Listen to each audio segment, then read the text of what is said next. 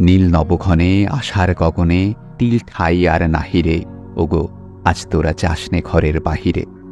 আষাঢ় নয়, এখন শ্রাবণ, আর আমাদের যে বেরোতেই হবে নতুন ভ্রমণের গল্প লিখতে। বাইরে বৃষ্টি আর মনে আনন্দ ভরপুর। দুই বন্ধুর আজ গন্তব্য কবিগুরুর বোলপুর।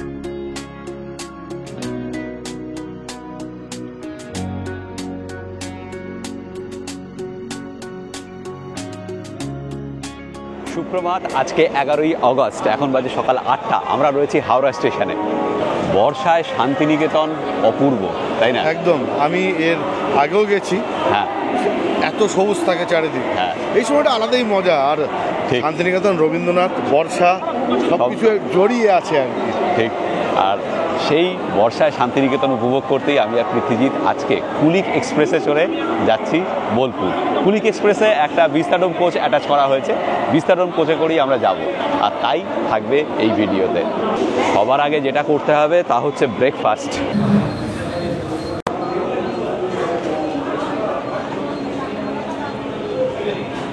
এয়ারপোর্টে 420 টাকা, আর এখানে 120 টাকা, 110 টাকা। এটাও ভালোই, ধোসার মতোই খেতে। আমরা ফুড প্লাজায় খেলাম 110 টাকা দিয়ে ধোসা, পাশেই জন আহারে 50 টাকায় ধোসা পাওয়া যাচ্ছে।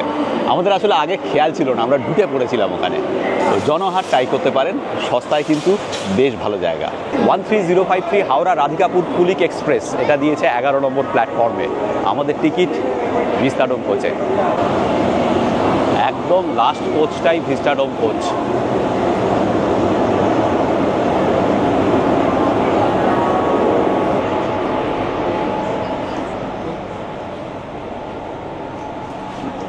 আমাদের টিকিট একদম ফার্স্ট রোতে, 43 আর 44 নম্বর।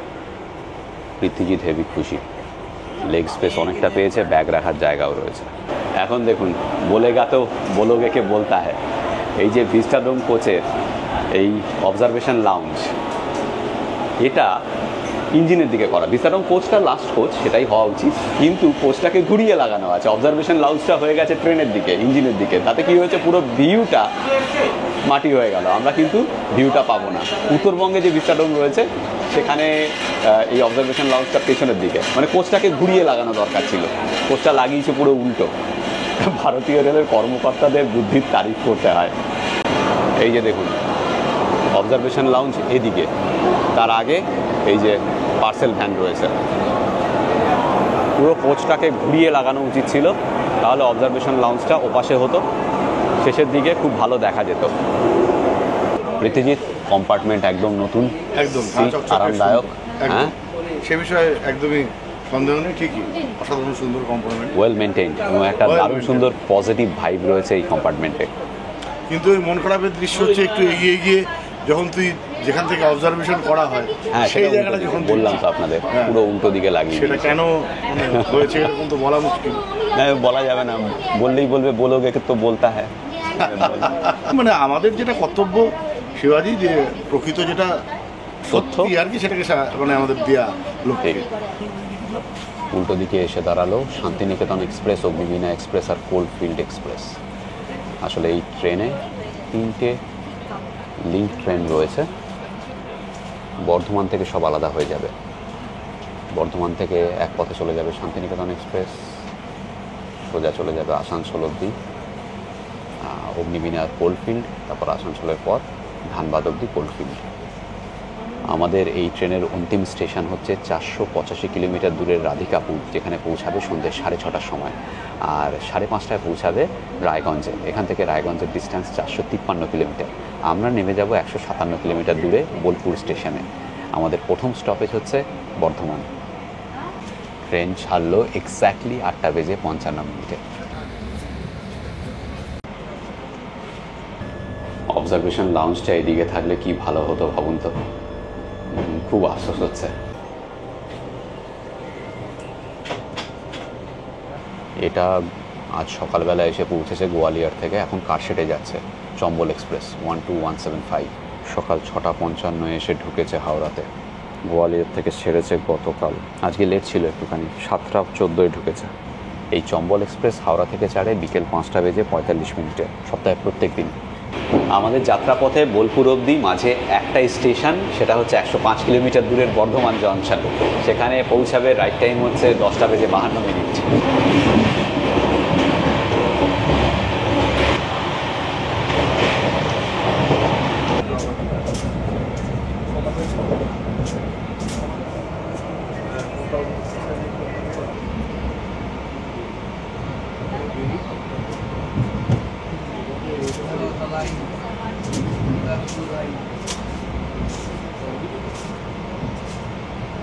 এই ট্রেনের বর্ধমান যেতে একটু সময় বেশি লাগে, কারণ ট্রেনটা মেন লাইন ধরে বর্ধমান যায়, কর্ড লাইন ধরে নয়।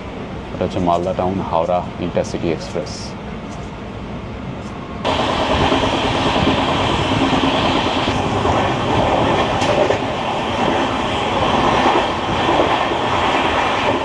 আমাদের ট্রেন পেরিয়ে গেল চন্দননগর স্টেশন।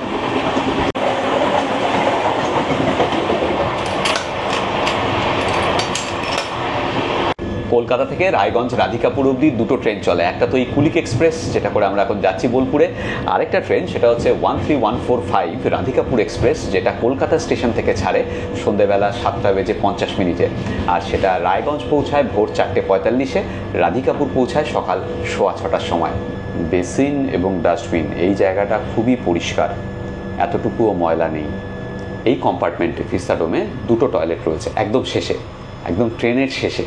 কম্পার্টমেন্টের শেষ তো বটেই, ট্রেনেরও দুটোই ওয়েস্টার্ন স্টাইল টয়লেট এবং দুটোই খুবই পরিষ্কার পরিচ্ছন্ন। এখন সময় 9:43। ব্যান্ডেল স্টেশন ঢুকছে। ব্যান্ডেলে ঢোকার কথা 9:53-তে। হ্যাঁ, 10 মিনিট আগেই ঢুকছে ব্যান্ডেলে।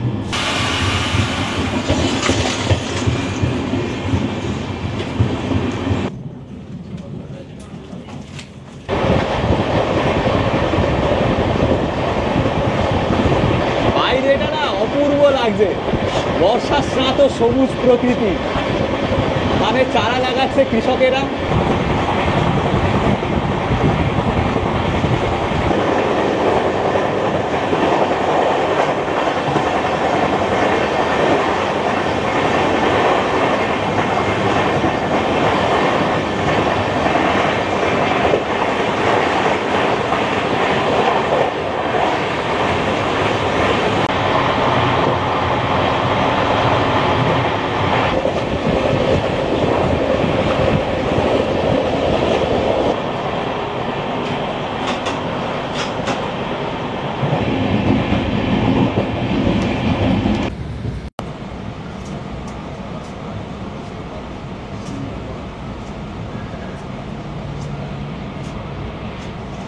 আমাদের ট্রেন এখন হাওড়া বর্ধমান মেন লাইনে সিমলাগড় স্টেশনে।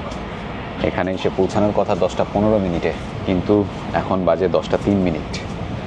12 মিনিট বিফোর টাইমে চলছে আমাদের ট্রেন। সিমলাগড় থেকে বর্ধমান আরও 41 কিলোমিটার। আমরা পেরিয়ে গেলাম হাওড়া বর্ধমান মেন লাইনে বৈচিগ্রাম স্টেশন। বৈচিগ্রাম, এরপরে হচ্ছে বৈচি, তারপরে পাগিলা। আমি সোদপুর স্কুলে যাওয়ার আগে যে স্কুলে পড়েছি, দেখতে পাবি ডান দিকে যখন আচ্ছা ক্রস করবে। তারপরে মেমারি, আমি ছোটবেলায় যখন ছিলাম আর কি 4.5 বছর মতো, জানিস তো, তখন তুই মেমারিতেই ছিলিস। হ্যাঁ, আপনারাও জানেন, অনেকবার বলেছে বিভিন্ন ভিডিওতে। হ্যাঁ, যে আমি ক্লাস 5-এ শিবাজি ময়নাগুড়ি থেকে, আর আমি এই মেমারি থেকে সোদপুরে এসে উপস্থিত হই আর কি। এবং সোদপুর হাই স্কুলেও ভর্তি হয় ক্লাস 6-এ, আমি ভর্তি হয়েছিলাম ক্লাস 5-এ। তুই 5-এ হয়েছিলি? হ্যাঁ, পার্থ বোধ হয় 6-এ। আমরা, কেননা আমরা যখন এসেছিলাম সেটা ছিল মে মাস, ঠিক সেই সময় ভর্তি হওয়া যেত না সোদপুর স্কুলে আর কি। আচ্ছা, সাম্প্রতিককালে যতবারই মানে হাওড়া থেকে কোথাও গেছি, যেহেতু কর্ড লাইন দিয়ে গেছি, বহুকাল পরেই মেন লাইনটা দিয়ে যাচ্ছি আর কি। ভালোই লাগছে। হ্যাঁ, অসাধারণ লাগছে। আর এখন এত সুন্দর প্রকৃতি, যেটা আমরা মণিপুরে দেখলাম, সেখানে ব্যাকড্রপে পাহাড় ছিল, এখানে সেটা নেই। এছাড়া ওই যে সবুজটা, মাঠে ঘাটে খেতে লোকে কাজ করছে, একই রকম ব্যাপার। আর কয়েকদিন পরই কাশফুল ফুটবে, আর 2 মাস রয়েছে পুজোর আগ দিয়ে যদি আপনারা বোলপুর বেড়াতে আসেন, তাহলে অবশ্যই অজয় নদের পাড়ে যাবেন। দারুণ অপূর্ব কাশফুল ফোটে অজয় নদের পাড়ে। ট্রেনটা দাঁড়িয়ে গেল, বিফোর টাইমে চলতে চলতে দাঁড়িয়ে গেল। কোন স্টেশন এটা? বইছি। হ্যাঁ, ঠিক।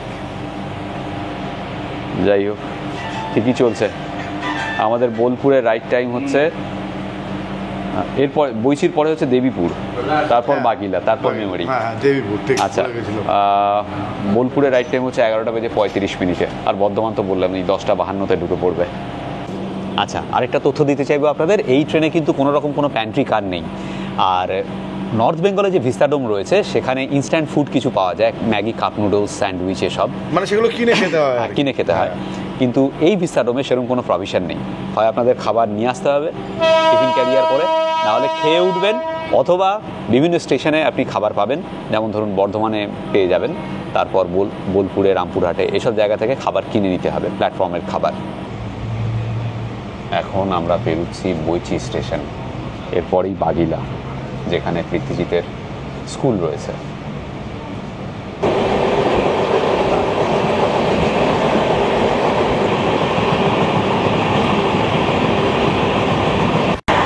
এখন আমাদের ট্রেন পেরুচ্ছে দেবীপুর স্টেশন, এরপরেই মেমারি, তাই তো? না, এরপরে বাগিলা। ও, এরপরে বাগিলা।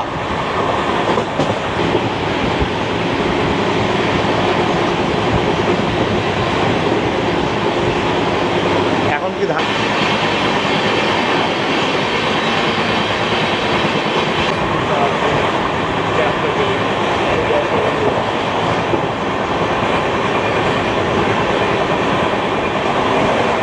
এই পেরুচ্ছি বাগিলা স্টেশন।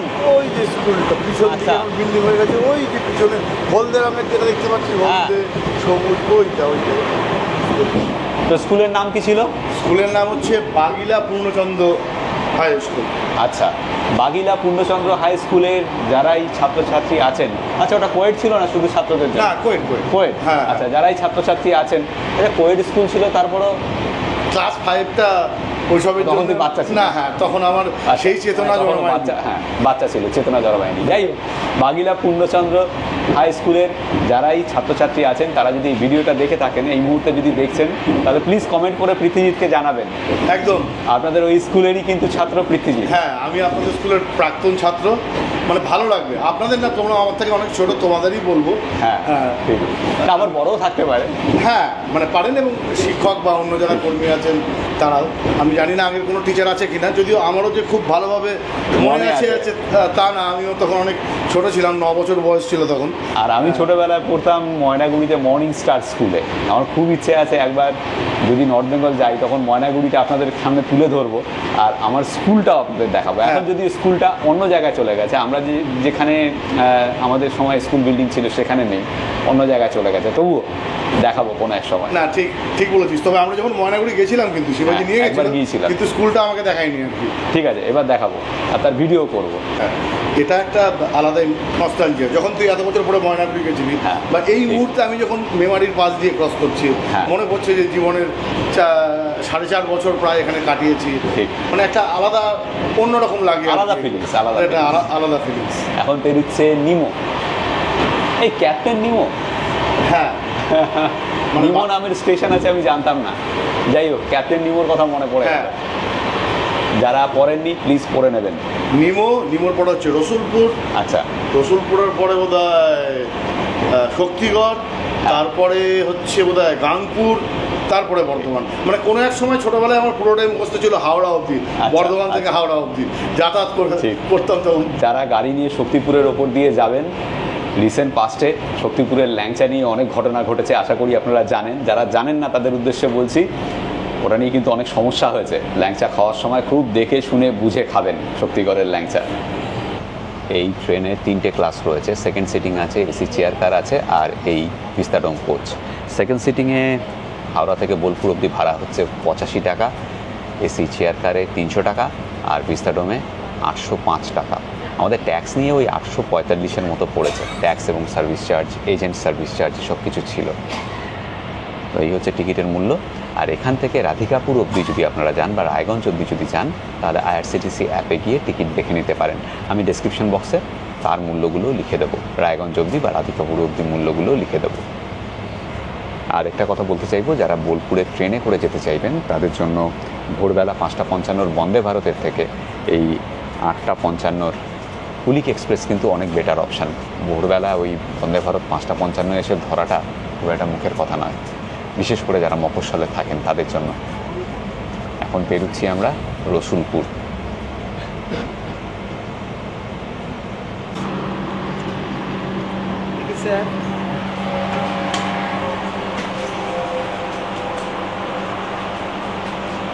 अरे तू तो भाई काम करके काहे ले जा रहा है? हम तो जाएंगे। এখানে ট্রেনের দাঁড়ানোর কথা না, আমরা রয়েছি পালসি স্টেশনে। এখানে 10:37-এ রাইট টাইম, এখন বাজে 10:30। ঠিক 7 মিনিট আগে এসে পৌঁছেছে। পাশেই দুর্গাপুর এক্সপ্রেসওয়ে। পৃথ্বীজিৎ তখন এই পালসি স্টেশনের নামটা নিতে ভুলে গিয়েছিল, তো এরপরই শক্তিগড় আসবে পালসিটের পরে। আর এখান থেকে বর্ধমান আর সামান্যই, কোথায় খুব সম্ভবত 16-17 কিলোমিটার বা 18 কিলোমিটার এরকম হবে। এক্সপ্রেসওয়ে দিয়ে চলে গেল শ্যামলী পরিবহনের আসানসোল কলকাতা ভলভো।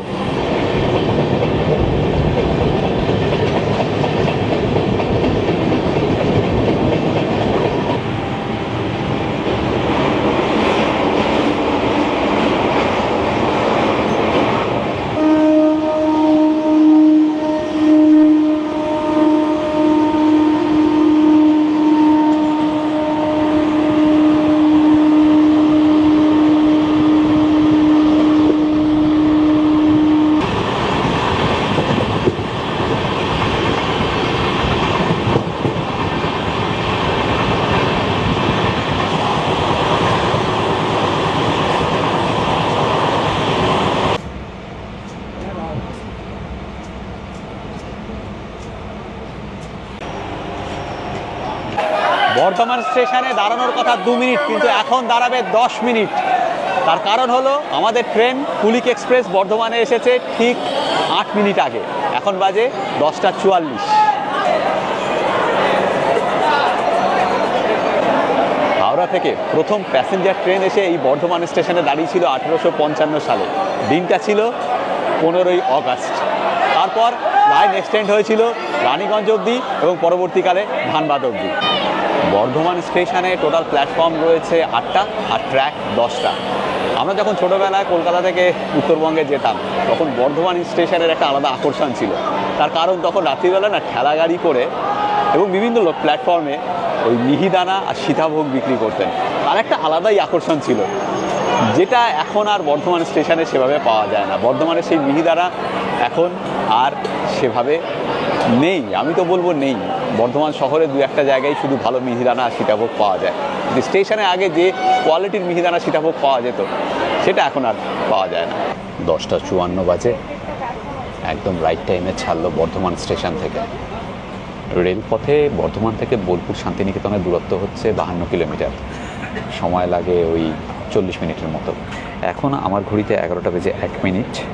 আর এখানে ওয়্যার ইজ মাই ট্রেন দেখাচ্ছে বোলপুর শান্তিনিকেতন পৌঁছাবে 11:40-এ, যদিও রাইট টাইম 11:35। এখন আমরা পেরেছি তালিক রেলওয়ে স্টেশন। সামনেই আছে খানা জংশন। খানার পরেই লাইন ভাগ হয়ে যাবে, আমরা চলে যাব ডান দিকে, মানে উত্তর দিকে।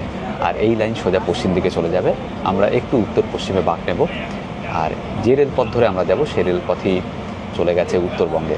আর সোজা খানার পরে যে রেলপথ গেছে সেটা তো আপনারা জানেন, ধানবাদ হয়ে নতুন দিল্লি।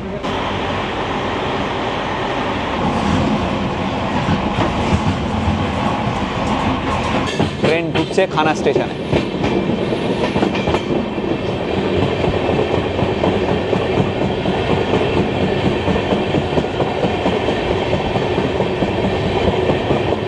কি অপূর্ব দেখুন, এই হলো বর্ষার বাংলা।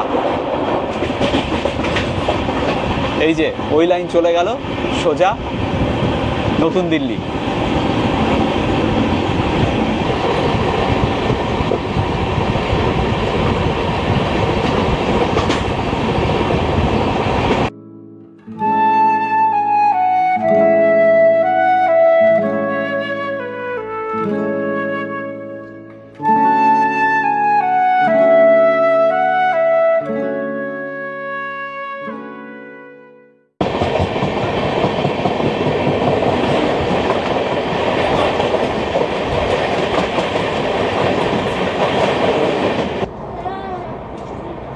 এই চলে গেল পিচকুড়ি স্টেশন।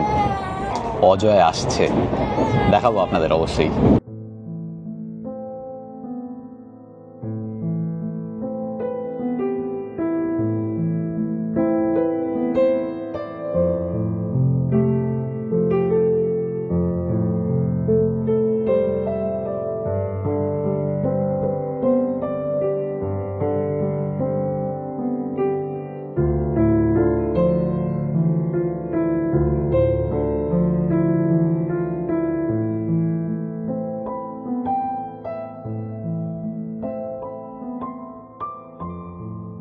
অজয়ে এখন অনেক জল, কিন্তু এখনও কাশফুল ফোটেনি। আরও 3 সপ্তাহ 4 সপ্তাহ লাগবে, তারপরেই আকাশটা অন্যরকম হয়ে যাবে। হ্যাঁ, এই কালো মেঘ কেটে যাবে, নীল আকাশ, সাদা পেঁজা তুলোর মতো মেঘ, যার অপেক্ষা আমরা সারা বছর করি, সেই সময়টা আসবে।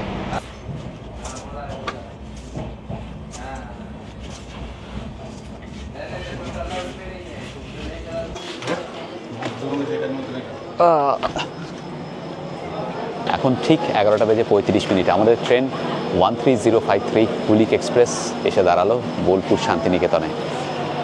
আমাদের গন্তব্য এটাই। এরপর ট্রেন চলে যাবে রায়গঞ্জ হয়ে রাধিকাপুর।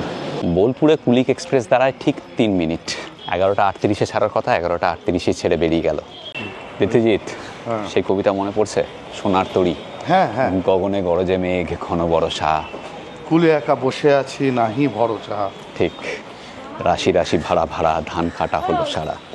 ভরা নদী খুঁড়ো ভরা, না কি যেন ওই রকমই, ভরা নদী খুঁড়ো ধারা। ভরা নদী খুঁড়ো ধরা খড়ো পরশা। রাইট কাটিতে কাটিতে ধান এলো বরসা। রাইট। আচ্ছা, এইখানে ওই কাটিতে কাটিতে ধান এলো বরষা, এটা নিয়ে হ্যাঁ, আমি একটা কোথায় এরকম একটা লেখা পড়েছিলাম, আমার ঠিক মনে নেই। যারা আপনারা রবীন্দ্র জীবনী বা অন্য নিয়ে চর্চা করেন, বা তারা যদি বলতে পারেন ভালো হয়। এটা আমি ডিএল রায় কোথায় কোনো একটা জায়গায় এই পার্টিকুলার কয়েকটা লাইনের রবীন্দ্রনাথের সমালোচনা করেছিলেন।